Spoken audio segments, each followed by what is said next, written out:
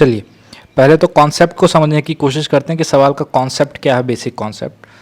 तो जैसे कि आप वेइंग मशीन पे खड़े होते हो, सिंपली जब आप वेइंग मशीन पे खड़े होते हो तो वेइंग मशीन क्या करता है ना, एक्चुअली में वेइंग मशीन देखो क्या होगा, आप जैसे ग्राउंड पे खड़े हो, ठीक है, तो आपका एक्सेलेरेशन क्या है, 0। तो आप पे क्या क्या फोर्स लग रहा है, आप पे ऊपर नॉर्मल लग रहा है और नीचे mg लग रहा है, और इतना ही नॉर्मल आप वेइंग मशीन पे लगा रहे हो ना।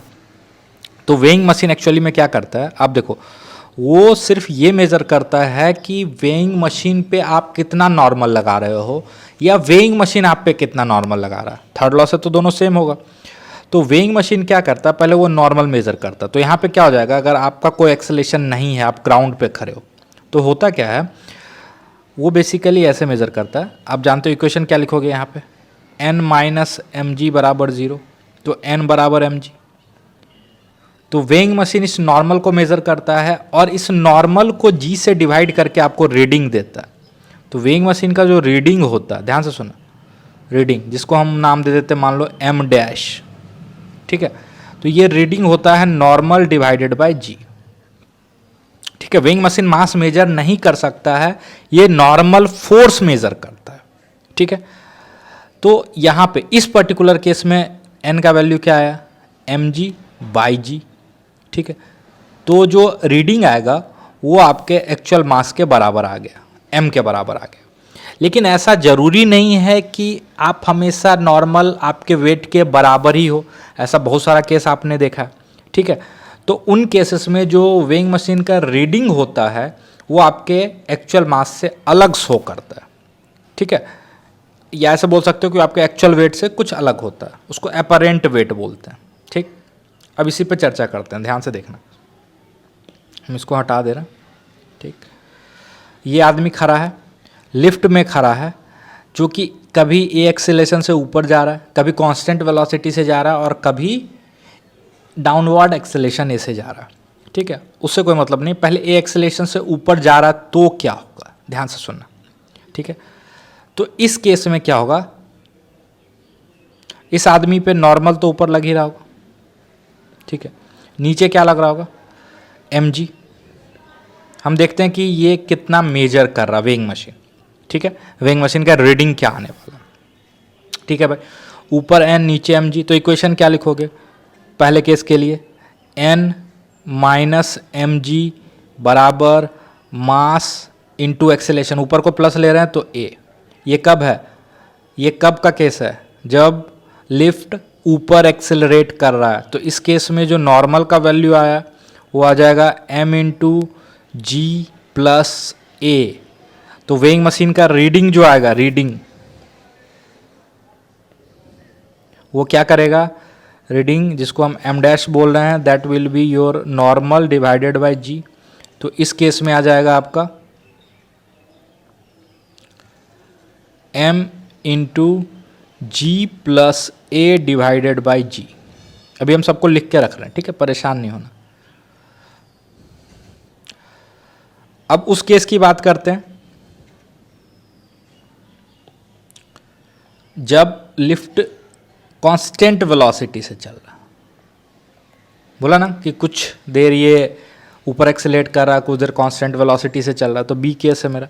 तो इसमें इक्वेशन लिखेंगे, ऊपर n नीचे एम जी बराबर mass into acceleration, that is 0। तो n बराबर एम जी, है ना। तो इस केस में रीडिंग क्या होगा वेइंग मशीन का, जल्दी से बताओ।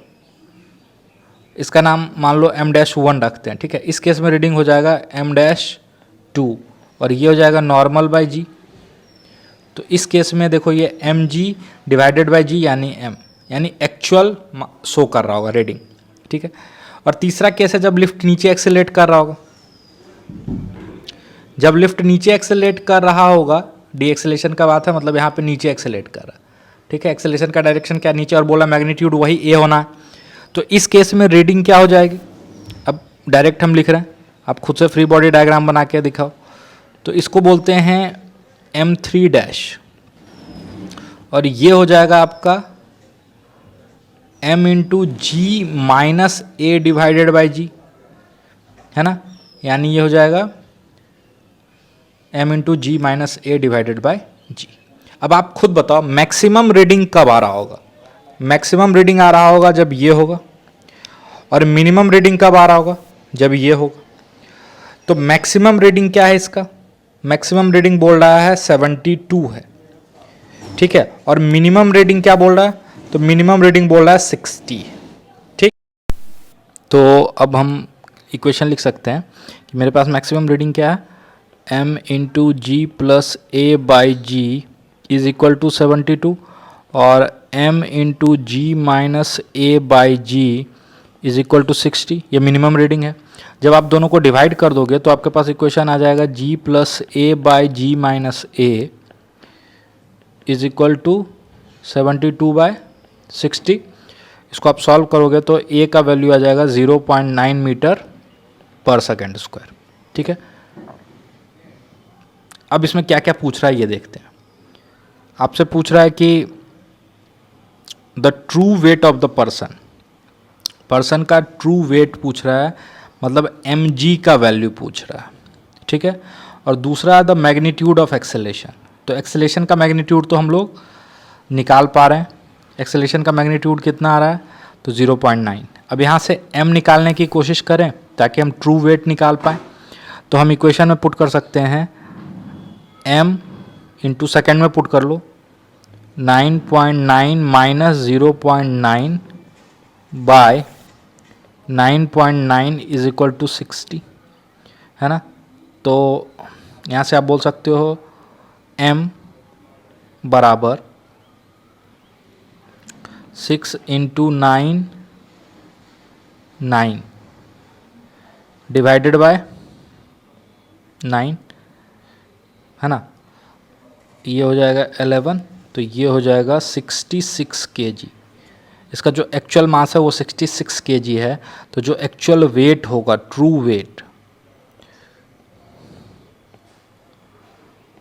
वो हो जाएगा 66 इंटू 9.9 न्यूटन। ये इसका एक्चुअल वेट हो जाएगा, ठीक है। और इसका एक्सेलेरेशन हम लोग ऑलरेडी निकाल चुके हैं।